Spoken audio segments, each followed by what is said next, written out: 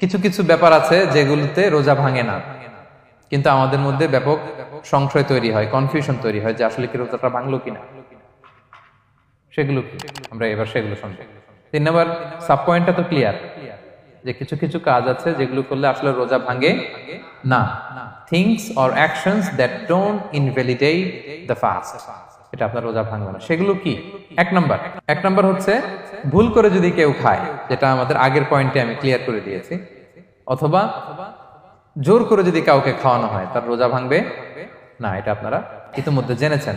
একটা হাদিস শুনে সহিহ বুখারী, রাসূল সাল্লাল্লাহু আলাইহি ওয়াসাল্লাম বলেছেন, মান নাসিয়া ওয়া হুয়া সাইম ফাআকালা আও শারিবা, রোজা অবস্থায় কেউ যদি ভুল করে খেয়ে ফেলে, ফালিউতিম্মা সাওমা, সেজন্য তার রোজা পূর্ণ করে, তার রোজা ভেঙে গেছে মনে করে সেজন্য খাওয়া শুরু না করে, সেজন্য রোজা পূর্ণ করে। কারণ ফাইন্নামা আতআমাহুল্লাহু ওয়া সাফা, কারণ আল্লাহই তাকে খাইয়েছে, আল্লাহই তাকে পান করিয়েছে।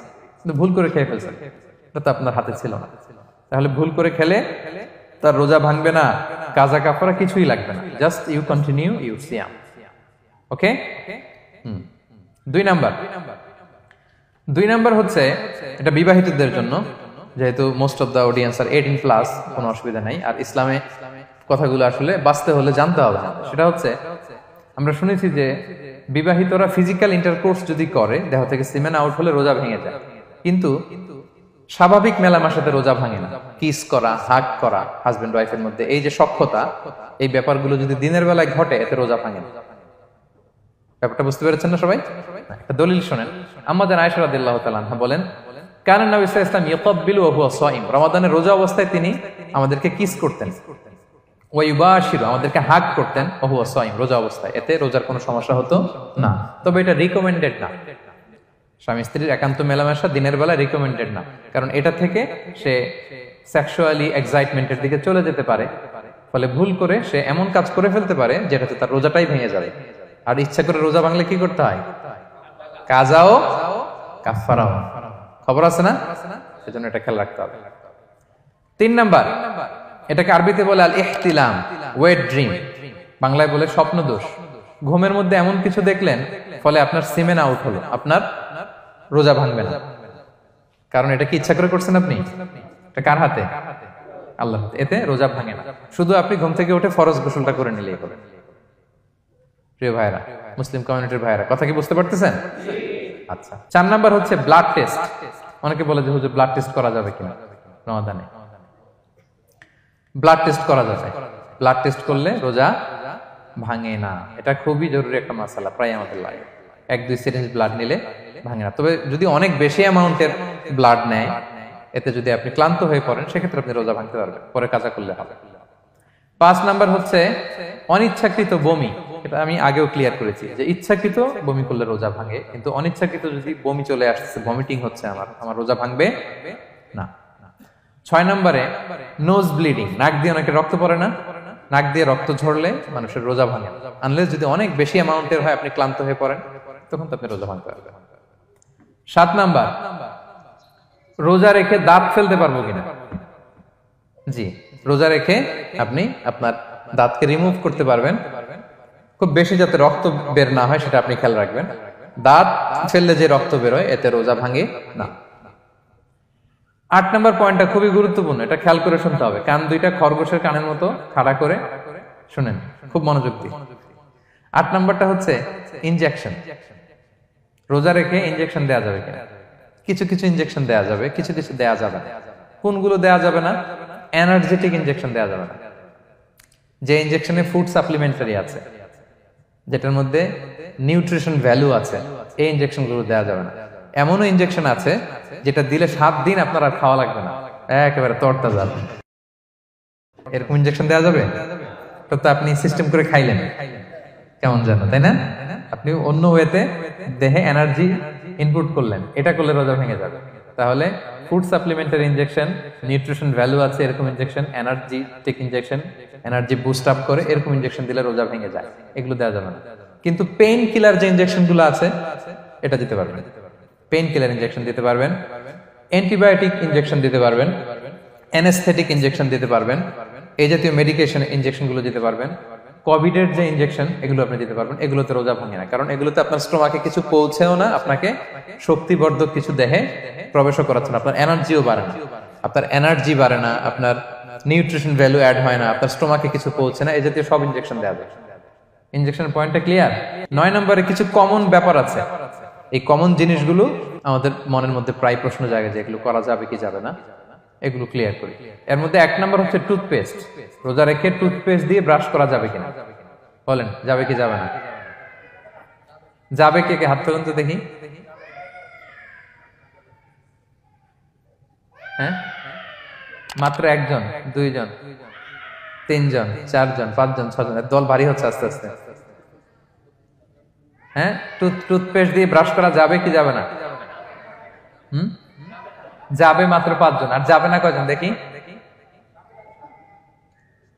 যাবে না, অনেকে যাবে না। অনেকে হাত তুলে নাই, ভাবছে কোন জায়গায় হাত তুলে কোন বিপদে পড়ি। চুপচাপ দেখি যে কোনটা জিতে। যাবে না? যাবে না, দল ভারী না? যাবে? এই সুন্দর বলছে, যাবে, কিন্তু না করাই ভালো। হ্যাঁ হ্যাঁ, যাবে। টুথপেস্ট দিয়ে ব্রাশ করলে রোজা ভাঙে না, তবে যদি খুব স্ট্রং টুথপেস্ট হয় এগুলো ব্যবহার না করা ভালো। দিনের বেলায় মেসওয়াক করা ভালো। হ্যাঁ, মেসওয়াক করলে ওইটা সবচেয়ে সেফ। তবে যদি আপনি টুথপেস্ট দিয়ে ব্রাশ করেন আপনার রোজা ভাঙবে না ইনশাআল্লাহ। কেউ কেউ মাকরু বলেছেন, কিন্তু আপনার রোজা ভাঙবে না। মাউথ ওয়াশ সেম, যাবে, কিন্তু রেকমেন্ডেড না। হ্যাঁ, গার্গল করতে গেলে আবার ভিতরে চলে যাবে। সিম্পলি কুলি করা যাবে, কিন্তু আপনার রোজা ভাঙবে না। কিন্তু দিনের বেলায় আমরা টুথপেস্ট, মাউথ ওয়াশ এগুলো ইউজ না করে কোনটা সাজেস্ট করি? কোনটা? মেসওয়াক করেন তো আপনারা? রাসূল সাল্লাল্লাহু আলাইহি ওয়াসাল্লাম বলেছেন, আমার উম্মতের জন্য যদি কষ্ট না হয়ে যেত আমি প্রত্যেক নামাজের আগে মেসওয়াক করা ফরজ করে দিয়ে যেতাম। কষ্ট হয়ে যাবে, পকেট নিয়ে নিয়ে মেসওয়াক ঘুরতে হবে। এবং রাসূল সাল্লাল্লাহু আলাইহি ওয়াসাল্লাম মৃত্যুর আগে ওনার হাতে যে জিনিসটা রেখে উনি শেষ নিঃশ্বাস ত্যাগ করেছেন সেটা হচ্ছে মেসওয়াক। উনি অত্যন্ত অসুস্থ, প্রচন্ড জ্বরে কাতরাচ্ছেন। তখন দেখলেন যে ওনার শ্যালক আব্দুর রহমান রাদিয়াল্লাহু তাআলা আনহু উনি মেসওয়াক করতেছেন, তো উনি ফেল করে তাকায় আছেন, বলতে পারতেছেন না আমাকে দাও। আম্মা জান আয়েশা বুঝতে পারলেন যে রাসূল মনে হয় চাচ্ছেন, তো উনি এটা নিয়ে এসে নিজে চাবালেন। রাসূল ইসলাম চাবায় যে নরম করবেন এই শক্তিটাও গায়ে নাই। আম্মা জান নিজে চাবিয়ে রাসূল ইসলামের হাতে দিলেন, রাসূল ইসলাম মেসওয়াক করলেন। এই মেসওয়াক করার কিছুক্ষণ পরে তিনি ইন্তেকাল করলেন। আরবাউন মিন সুনানিল মুরসালিন, 4টা সুন্নাত, এটা সব নবীদের মধ্যে ছিল। এর মধ্যে একটা হচ্ছে আসওয়াক, মেসওয়াক। মেসওয়াক করবেন তো আপনারা? আচ্ছা। এরপর রোজা রেখে আতর দেয়া যাবে, কোনো সমস্যা নাই। পারফিউম দেয়া যাবে, সমস্যা নেই। আই ড্রপ দেয়া যাবে, চোখে ড্রপ দেয়া যাবে, আইলাইনার দেয়া যাবে, কাজল দেয়া যাবে, এগুলোতে রোজা ভাঙে না। এরপরে ডায়াবেটিক পেশেন্ট যারা আছে তারা ইনসুলিন দিতে পারবেন, এত রোজা ভাঙে না। এটা আমাদের লাগে না, আমাদের অনেক মুরব্বীদের দিতে হয়, আমাদের আব্বা আম্মাদের। তো এটা আপনারা জেনে গেলেন, ইনসুলিন দিলে রোজা ভাঙে না।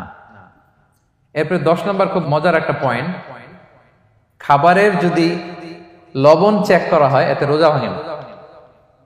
তবে ঘরে আপনারা এটা ট্রাই করবেন না, এটা রেকমেন্ডেড না। এটা কখন রেকমেন্ডেড? এটা বড় শেফদের জন্য। লেটস সে রমাদানে 1000 লোকের বিরিয়ানি করা হবে, আল্লাহর বান্দারা রোজাদাররা খাবে, এটা লবণ বেশি হলে খাইতে পারবে?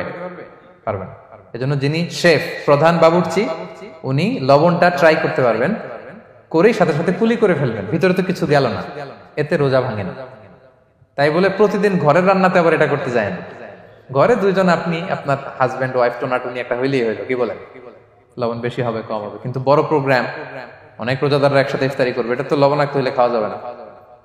তো সেক্ষেত্রে শেফ যদি জাস্ট জিব্বা দিয়ে লবণটা একটু ট্রাই করে নেয় যে অ্যাড করতে হবে না, ঠিক আছে, সাথে সাথে কুলি করে ফেলে, রোজা ভাঙবে না। দলিল কি? দলিল হচ্ছে কাঁচা ডালের মেসওয়াক। রাসূল সাল্লাল্লাহু আলাইহি ওয়াসাল্লাম কাঁচা ডালের জাইতুনের মেসওয়াক দিয়ে তিনি সেওয়াক দিয়ে মেসওয়াক করতেন। তো কাঁচা জাইতুনের আপনারা মেসওয়াক করছেন, এটা কিন্তু অনেক লবণাক্ত, সল্টি, এটার মধ্যে একটা ঝাঁঝালো ভাব আছে। তো এটা আপনার জিহ্বায় লাগলে কি রোজা ভেঙে যায়? ভাঙে। এবং আপনি যদি সমুদ্র অঞ্চলে সফর করেন, সমুদ্রে লেটস সে 1 মাসের, আমাদের এই যে বাংলাদেশে তো এখন এই কি বলে প্রায় 7 লক্ষ টাকা করে দিছে আমাদের হাজিদের জন্য, হজ করতে হলে প্রায় 7 লক্ষ টাকা লাগবে। তো এরকম ঘোষণাও দেখলাম যে নেক্সট ইয়ার থেকে সমুদ্র পথে যাওয়া যাবে কম খরচে। তো কেউ যদি এমন হয় সমুদ্রের সফরে দীর্ঘ সময়, আপনি অজু করবেন কি দিয়ে? সাগরের পানি দিয়ে। তো সাগরের পানি কেমন? সাগরের পানি দিয়ে আপনার কুলি করতে হবে না? মাছ মজা করবেন না? তা আপনার কি রমজানে যদি কুলি করেন আপনার রোজা ভেঙে যাবে? না, ভাঙবে না। তো এ থেকে স্কলাররা দলিল নিয়েছেন যে এরকম জরুরি প্রয়োজন হলে আপনি খাবারের স্বাদটা লবণটা দেখতে পারবেন, সাথে সাথে কুলি করে ফেলবেন, এতে আপনার রোজা ভাঙবে না ইনশাআল্লাহ বিইজনিল্লাহ। অনেকে প্রশ্ন করে এনজিওগ্রাম করা যাবে কিনা। এনজিওগ্রাম এগুলো করা যায়, এই যে হার্টের পেশেন্টদের জন্য এখান থেকে একটা এই ক্যাথেটার ঢুকায়, যদি এটার মধ্যে ওষুধ লাগানো থাকে তো এটা হার্টের দিকে যায়, এটা স্টোমাকে যায় না, এগুলো করা যাবে। তাহলে এই বিষয়গুলো অলমোস্ট মুত্তাফাক আলাই, মানে সর্বসম্মতিক্রমে এতে আপনার রোজা ভাঙবে না ইনশাআল্লাহ বিইজনিল্লাহ। এই পয়েন্টটা ক্লিয়ার না? ক্লিয়ার। এবার কিছু ডিসপিউটেড মাসআলা আছে, মানে যেগুলোর ব্যাপারে ইখতিলাফ আছে, কোন কোন স্কলারদের মধ্যে ভাঙবে ভাঙবে না, এটা আমি একটু ক্লিয়ার করি। এর মধ্যে এক নম্বর হচ্ছে ইনহেলার। অ্যাজমার পেশেন্ট যারা আছে, অ্যাজমা অনেকের দেয়া লাগে না ইনহেলার। ইনহেলার যদি পাফার ইনহেলার হয়, পাফার ইনহেলার যেটা দিয়ে শুধু বাতাস যায়, অক্সিজেন যায়, এটা রোজা ভাঙে না। এটা কি করে না? রোজা ভাঙে না। পাফার ইনহেলার যেটা দিয়ে অক্সিজেন পাস করে, রোজা ভাঙবে না। কিন্তু যদি ভ্যাপোরাইজেশন হয়, অথবা একটা আছে DPI, dry powder inhaler, punch করলে একটা পাউডার সহ ভিতরে যায়, অ্যাজমাটা কমায় দেয়, ওই পাউডার দিয়ে করলে কিন্তু রোজা ভেঙে যাবে। ভ্যাপোরাইজেশন হলে বা ডিপিআই ইনহেলার হলে আপনার রোজা ভেঙে যাবে। ইনহেলার ক্লিয়ার তো সবার কাছে? আচ্ছা, এরপরে যাই সামনে। সাপোসিটরি বুঝেন তো না? ডুশ বলে, প্রচন্ড জ্বর কমে না, তখন ডাক্তার বলে যে পায়ু পথে অ্যানাল পিল বলে এগুলাকে, পায়ু পথে এটাকে ইনপুট দিতে হয়। এই সাপোসিটরি এটা একটা ডিসপিউটেড মাসালা। হানাফি স্কুল অফ থটে রোজা ভেঙে যায়। আমরা যেহেতু বেশিরভাগ হানাফি স্কুল ফলো করি, হানাফি মাযহাব, তো আমরা এটাই সাজেস্ট করি সাপোসিটরি না দেওয়া। তবে অন্যান্য স্কলারদের মতে রোজা ভাঙবে না, বিশেষ করে ইবনে তাইমিয়া আলাইহি রাহমার মতে রোজা ভাঙবে না। এখানে প্রসঙ্গ যেটা হচ্ছে, সাপোসিটরি সাধারণত দিতে হয় ইমার্জেন্সি পিরিয়ডে। কি বলেন? জ্বর আর কমে না, কঠিন অবস্থা, তো ওই অবস্থায় তো রোজা এমনি ভাঙা যায়। প্রচন্ড অসুস্থ হলে ভাঙা যায় না রোজা? ভাঙা যায়। তো আপনি রোজা ভাঙবেন, পরে কাজা করে ফেলবেন, সাপোসিটরি দিবেন, অসুবিধা নেই। আচ্ছা, এয়ার ড্রপ, কানের যে ড্রপ আছে, এটার মডার্ন স্কলারদের মতে, যে ফিক একাডেমি গুলো আছে, এদের মতে রোজা ভাঙবে না, কিন্তু হানাফি স্কলারদের মতে রোজা ভেঙে যাবে। তো আমরা সাজেস্ট করি এটা আপনি না দেন, আগে পরে দেন। 3 নাম্বার, হার্টের পেশেন্টদের একটা ওষুধ দিতে হয়, এটাকে নাইট্রোগ্লিসারিন ট্যাবলেট বলে, জিহ্বার নিচে দেয়, দেওয়ার সাথে সাথে বডি এটা অ্যাবজর্ব করে ফেলে, ওষুধটা আর থাকে না জিহ্বার নিচে। জিহ্বার নিচে এটাকে প্লেস করলে সাথে সাথে এটা বডি অ্যাবজর্ব করে, এখানে আবার পাম্প শুরু হয়ে যায়। তো হার্ট অ্যাটাক করলে এটা দেয়। আধুনিক যে ফিক একাডেমি গুলো আছে তাদের মতে রোজা ভাঙবে না, কিন্তু হানাফি স্কুল অফ থটে তাদের মতে যেহেতু সম্ভাবনা আছে কিছু চলে যেতে পারে, যদিও যায় না, হানাফি মাযহাব হচ্ছে খুব ইহতিয়াত অবলম্বন করে, অত্যন্ত বেশি সাবধানতা অবলম্বন করে। কিন্তু মডার্ন ফিক একাডেমি গুলো তাদের মতে হার্ট পেশেন্টদের জন্য নাইট্রোগ্লিসারিন ট্যাবলেট যদি জিহ্বার নিচে রাখেন রোজা ভাঙবে না। হিজামা, কাপিং, হিজামা চিনেন তো? হ্যাঁ, হিজামা করছেন কেউ এখানে? আপনি করছেন, আর কেউ? অনেকে করছে দেখি মাশাআল্লাহ। এটা এখন অনেক পপুলার হচ্ছে, রাসূল সাল্লাল্লাহু আলাইহি ওয়াসাল্লাম কিন্তু করতেন। এখন দেখবেন যে অনেক বড় বড় সেলিব্রিটিরা, অ্যাথলেটরাও করে। এরকম কাপিং এর টিউব আছে, পিঠে একটু কেটে ওটাকে লাগায় দেয়, আস্তে করে এই রক্তগুলো বের করে ফেলে, ব্যথা ট্যাথা, পেইন টেন এগুলো কমে যায়। এখন কিন্তু এটার অনেক প্রচলন বেড়েছে। হানাফি স্কুল অফ থটে হিজামাতে রোজা ভাঙে না, অন্যান্য স্কুল অফ থটে ভাঙে। তো হিজামা তো ইমার্জেন্সি কিছু না, আমার দিনের বেলায় কেন রমজান মাসে হিজামা করা লাগবে, আমি ইফতারের পরে হিজামা করলাম। আচ্ছা, ব্লাড ডোনেশন করলে রোজা ভাঙবে কিনা? এক ব্যাগ যে রক্ত নেয়, ভাঙবে কিনা? হাম্বালি মাযহাব অনুযায়ী ভেঙে যায়, হানাফি মাযহাব অনুযায়ী ভাঙে না। আমরা হানাফি স্কুল ফলো করি, সো আপনি ব্লাড ডোনেট করতে পারবেন, ভাঙবে না। তবে অনেক ব্লাড ডোনেট করার কারণে যদি আপনি অসুস্থ হয়ে যান, দুর্বল, ওই অসুস্থতার কারণে আপনি ভাঙতে পারবেন। তবে এটা রেকমেন্ডেড, যদি ব্লাডের কারণে মুমূর্ষু রোগীর জীবন যায় অবস্থা, তখন অবশ্যই আপনি ব্লাড ডোনেশন করবেন, যাতে করে একজন মুমূর্ষু রোগী জীবন ফিরে পায়। এই পয়েন্টটা তো ক্লিয়ার না সবার?